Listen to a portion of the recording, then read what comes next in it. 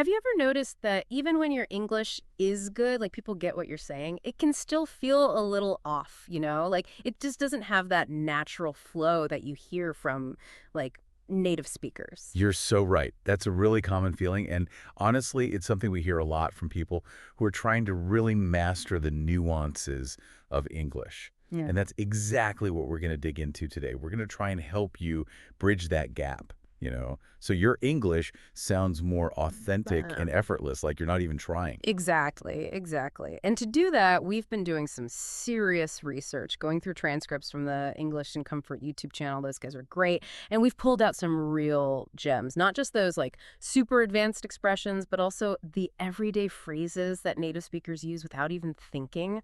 Plus, we found this really cool article that explains why focusing on phrases is so important, like how it can totally transform the way you speak and make you sound so much more natural. It's true. It's like a secret weapon for anyone who wants to level up their English. And that's our mission for this deep dive. We want to give you the tools to go beyond just basic sentences and start using the kind of phrases that will really make your English pop. The kind of stuff you hear in movies, TV shows, even just chatting with friends. I love that. Make your English pop.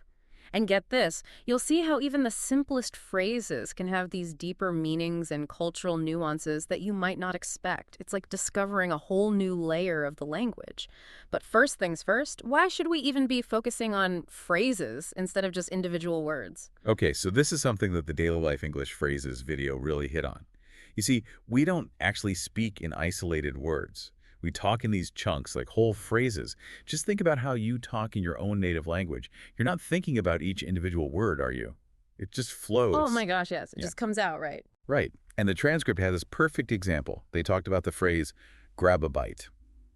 Now, if you were to translate that, literally, word for word, it would sound pretty weird, like you're actually going to take a bite out of something with your teeth. Uh-huh. Yeah, that's not quite what we mean. Exactly. But in English, grab a bite just means I'm going to eat, right? It's simple, casual, and it sounds way more natural than saying I'm going to consume some food. You're so right. It's like a shortcut, a little code that everyone understands. It is. And that's the beauty of learning phrases. You're basically learning these ready-made chunks of language that you can use instantly to sound more fluent and more like a native speaker. It's like having a secret stash of English superpowers. So, let's talk about some simple ways to start using phrases in our everyday conversations. Okay, love it. The pasted text we have has some fantastic alternatives to those basic greetings and responses that everyone learns when they first start learning English.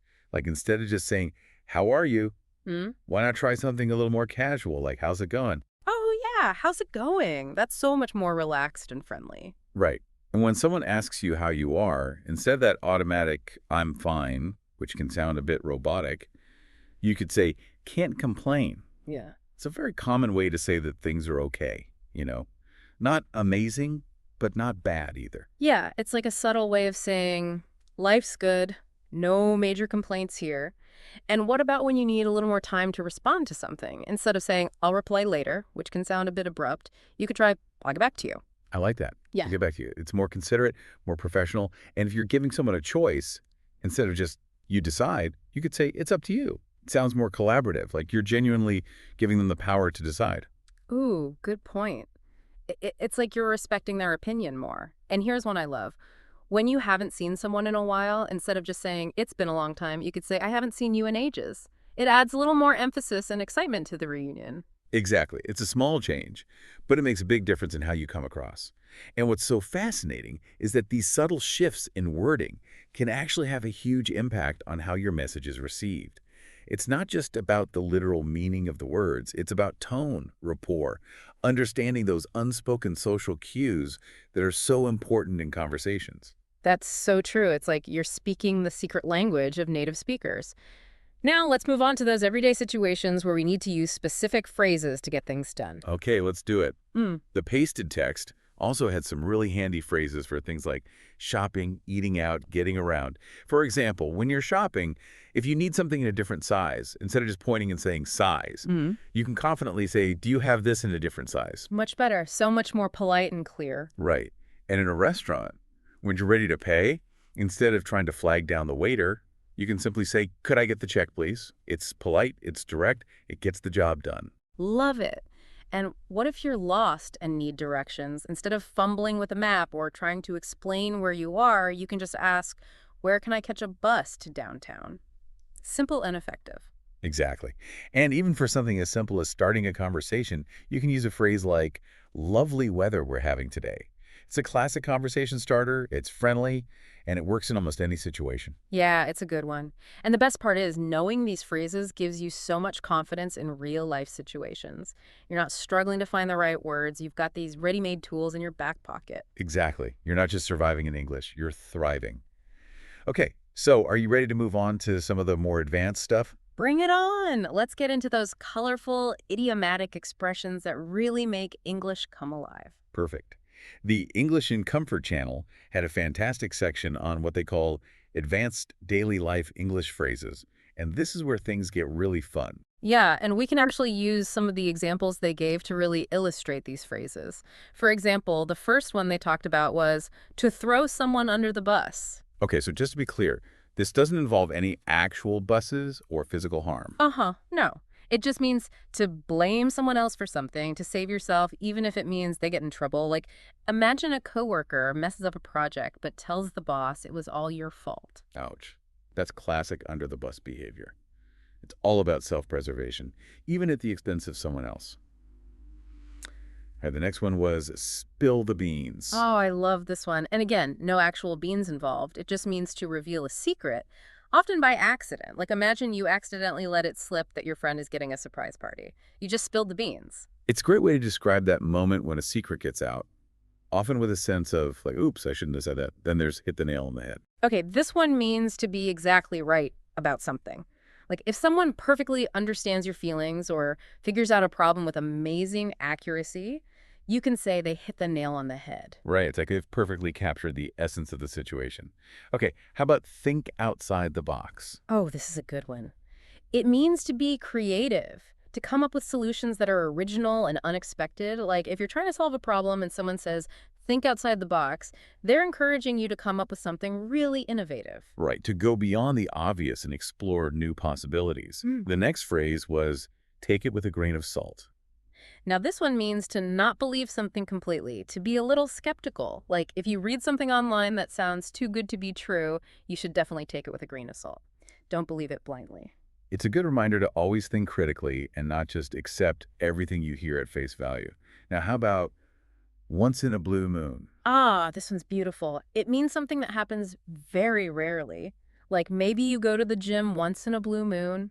Not very often. Exactly, it's something that's infrequent, special, because it's so rare. Then there's on the same page. This just means that everyone is in agreement, everyone understands the plan. Like before we started recording this episode, we had to make sure we were on the same page about the topics we wanted to cover. Absolutely. It's all about having a shared understanding, especially when you're working together on something.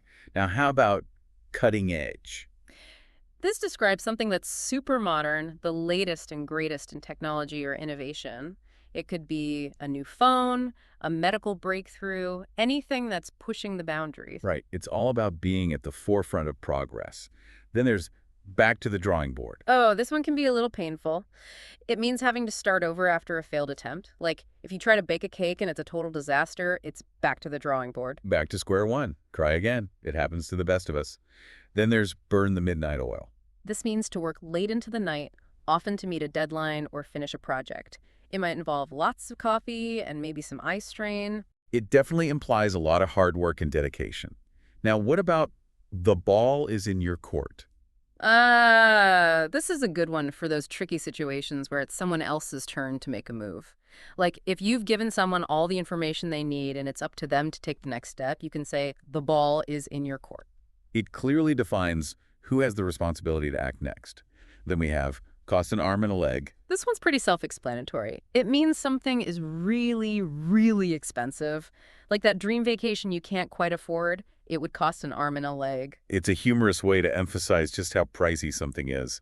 Then there's sit on the fence. This means to be undecided, to not take a side in an argument or make a choice. Like if you can't decide between two options, you're sitting on the fence. You're neutral, you're playing it safe, you're not committing to anything. Then there's bite the bullet. This means to force yourself to do something unpleasant or difficult because it has to be done. Like finally going to the dentist even though you hate it. It's about facing your fears and doing what needs to be done.